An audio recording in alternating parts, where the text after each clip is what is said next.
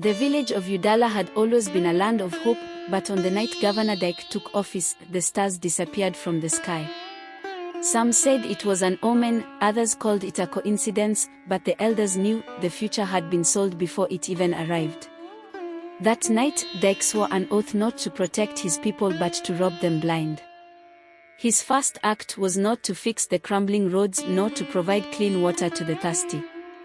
Instead, he called a secret meeting with his closest allies, where they divided the state's treasury like vultures picking at a fresh carcass. "We own everything now," he whispered, "and they will never see it coming." In the first month of his rule, Udala received a huge allocation for development, enough to transform the village into a thriving city. But the next morning, the money was gone, vanished like smoke in the wind. Schools remained roofless, hospitals lacked medicine, and the only new development was the governor's mansion, which now had golden gates. When the people questioned the missing funds, Dike laughed. "The money was used wisely," he announced. "We invested in the future." But the future he spoke of only included his family, his cronies, and his foreign bank accounts. One day, the people rejoiced as Governor Dike launched a massive road construction project. Bulldozers arrived, workers dug trenches, and banners declared, "A new Udala is coming." But months passed, and the road remained unfinished. The workers disappeared, and the machines rusted under the sun. The truth? The funds meant for the project had been funneled into Dike's personal estate in Dubai. The development was nothing more than an illusion to fool the masses while he enriched himself behind closed doors. Udala's schools were in ruins, cracked walls, leaking roofs, and no chairs for students. Then, one day, the governor announced a massive education budget. The people celebrated, believing their children would finally have a better future. But when the new textbooks arrived, they were filled with blank pages. A journalist exposed the scam. The books were never meant for learning, only for money laundering. When the governor heard this, he didn't defend himself. Instead, he banned the journalist from the state and called him an enemy of progress. The only hospital in Udala was a place of suffering. Patients lay on floors, nurses worked without pay, and doctors begged for basic medicine. Then, in an elaborate televised event, Governor Dike commissioned a modern hospital with state-of-the-art facilities. But when a sick child was rushed there the next day, he found nothing but locked doors and empty rooms. The governor had faked the entire project, hiring actors to pose as doctors, displaying borrowed equipment for the cameras, and then disappearing with billions meant for health care. That night, the child died, and Udala's hope died with him. The people grew restless. Whispers of rebellion filled the air. The next election was supposed to be their chance to remove the governor, but when the day arrived, something strange happened. The ballot boxes were already full before a single person had voted. Dike had rigged the election months before, ensuring his victory with ghost voters and fake results. When protests erupted, his police responded with tear gas, beatings, and arrests. "Democracy," he sneered. "It is whatever I say it is." One day, an old woman stood outside the governor's mansion, raising her hands to the sky. "You have stolen from the poor, and the spirits of our ancestors are watching." The guards laughed and dragged her away. But that night, Dike could not sleep. He saw visions of the future, the people of Udala starving, children cursing his name, and his own downfall written in blood. He dismissed it as a nightmare. But the curse had already begun. Every year, Udala held a grand festival to celebrate its heritage. But this time, Governor Dike had a new idea. He turned it into a political rally. Drummers played, dancers performed, and the people gathered in excitement, believing it was a day of joy. Then, Dike took the stage. "I have brought progress to Udala," he declared. As he spoke, his allies handed out rice, salt, and a few naira notes to the crowd. The people cheered, unaware that he had just spent 10 times more on the fireworks display than on their healthcare for the whole year. Udala's river was a deadly trap. During the rainy season, many drowned while crossing it. The governor promised a grand bridge, one that would stand for generations. Money was allocated, contracts were signed, and construction began. But when the first heavy rain came, the bridge collapsed like a house of cards. The people wailed as lives were lost. Later, it was discovered that Dike had awarded the contract to his cousin, who built it with cheap materials while pocketing millions. The governor simply shrugged.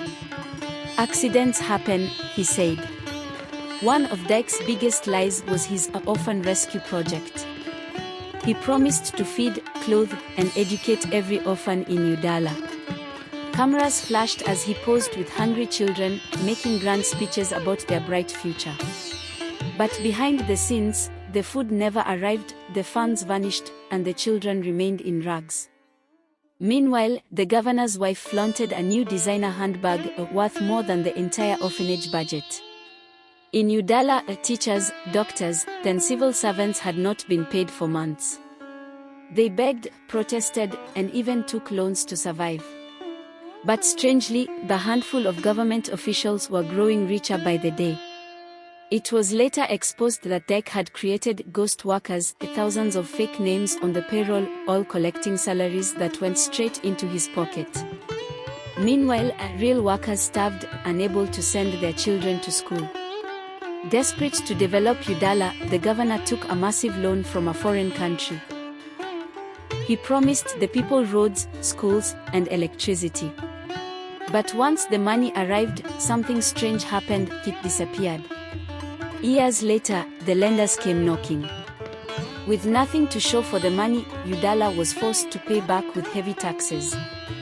The people groaned under the weight, while the governor's family quietly relocated abroad. One night, a mysterious fire broke out in Udala's Ministry of Finance. Important documents, contracts, and evidence of missing funds were reduced to ashes. The governor called it an unfortunate accident. But rumors spread, someone had set the fire to destroy the truth. The people knew the real thieves were not in the market square, but in the governor's mansion. As protests grew louder, Dike's desperation increased. One night, armed men attacked a peaceful demonstration. When the sun rose, the streets were stained with blood, and mothers wailed for their lost children.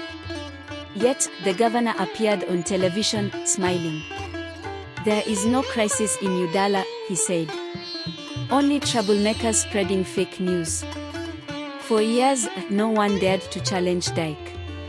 But then came Justice Okwara, a fearless judge who refused to be bribed. When corruption cases reached his court, he vowed to bring justice. One night, he received a mysterious visit. A bag of money was placed before him. "Join us, or prepare to lose everything," the messenger whispered. The next day, Justice Okwara vanished. One day, a journalist followed a lead to a hidden mansion on the outskirts of Udala. Inside, he found luxury beyond imagination, gold-plated furniture, imported marble floors, and a private zoo. It was Dike's secret palace, built with stolen public funds. But when the story broke, the governor laughed. "Fake news," he said. "I am a simple man who lives to serve his people." Udala's farmers were the backbone of the land. But when the governor taxed them heavily and denied them support, their crops failed. Many abandoned their fields, and hunger spread across the village. An old farmer stood in front of the government house, holding a handful of withered corn. "You have eaten our future," he declared. That night, a terrible famine struck the land. Udala was blessed with oil, but instead of benefiting the people, it became a curse. The governor sold the oil wells to foreign companies, filling his pockets while the villagers remained in darkness. One morning, the wells stopped flowing. The land had been drained dry, leaving Udala poorer than before. The people wept, but the governor was already planning his next escape. One day, tragedy struck. The governor's closest ally, Chief Namdi, was poisoned at a private banquet. Panic spread among the corrupt officials, and accusations flew in every direction. Many believed it was the spirits of Udala seeking revenge. But Dike knew the truth: when thieves sit together, they eventually steal from each other. Rumors spread that the ghosts of those who died from his greed now roamed the governor's mansion. Servants reported hearing cries in the night, and Dike himself woke up screaming from nightmares. Yet, he refused to repent. Instead, he increased security, never realizing that no wall can keep out the justice of the ancestors. One morning, a letter arrived at the governor's desk. It contained no threats, no insults, just a single sentence: "Your time is up." For the first time, Dike felt true fear. Who had sent it? The opposition? His own allies? Or was it the spirits of Udala finally taking back their land? The governor's most trusted friend, Chief Okon, had always been loyal. But when the investigations closed in, he struck a deal to save himself. During a press conference, he exposed everything: where the stolen money was hidden, who was involved, and the governor's darkest secrets. Udala erupted in chaos. Realizing his time was up, Dike packed his bags, ready to flee the country. His private jet was fueled, and his convoy raced toward the airport. But just as he arrived, he was surrounded. The people of Udala had blocked every exit. The governor, once untouchable, was now a prisoner of his own crimes. Dike stood in court, his face pale as his crimes were listed one by one. The once powerful man, who had ruled with arrogance, now begged for mercy. The judge looked at him and spoke: "The future you stole will be returned." The governor was sentenced, and Udala slowly began to heal. Roads were rebuilt, hospitals reopened, and stolen funds were recovered. The people vowed never to be deceived again. And so, the story of Udala became a warning to all that greed may rise, but justice will always rise higher. As the gavel struck, Governor Dike's fate was sealed. The once mighty ruler, who had feasted on the sweat of Udala's people, was now nothing more than a common criminal. His designer suit, once a symbol of power, now felt like a heavy chain around his neck. Outside the courthouse, the streets of Udala erupted in cheers. "Justice has come," the people shouted. But in the darkest corners of the city, Dike's remaining allies whispered. Some still held on to hope that power could be reclaimed, while others fled, knowing their turn would soon come. As investigators combed through Dike's properties, they stumbled upon something shocking: a hidden vault beneath his mansion. Inside, they found stacks of foreign currency, gold bars, and documents revealing offshore accounts filled with stolen money. The discovery sent ripples through the nation. Billions had been hoarded while Udala's people suffered. The government vowed to return the stolen wealth, but the people had learned a lesson: never again would they allow a single man to control their destiny. During Dike's reign, many voices of truth had been silenced: journalists, activists, and opposition leaders forced into exile. But now, as the walls of tyranny crumbled, they began to return. The first to arrive was Chief Jide, the former opposition leader. Standing before a massive crowd, he declared, "Udala belongs to its people, not to greedy men in high places." His words ignited a new spirit of hope, and for the first time in years, Udala felt alive again. Even in prison, Governor Dike could not escape his past. Every night, he heard whispers in his cell: the cries of the orphans he abandoned, the screams of the protesters he silenced, the curses of the farmers he robbed.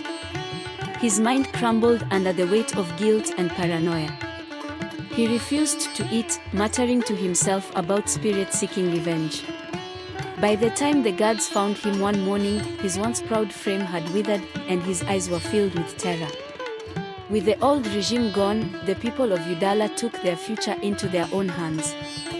Farmers returned to their fields, schools reopened, and long-abandoned projects were completed. More importantly, new laws were put in place to prevent another tyrant from rising. No single leader would ever again hold so much unchecked power. Udala had suffered, but from its ashes, a stronger people emerged. Years passed, and Udala flourished. But the elders never let the people forget. Every year, on the anniversary of Dike's fall, they gathered in the village square to tell the story of the governor who stole the future of his people.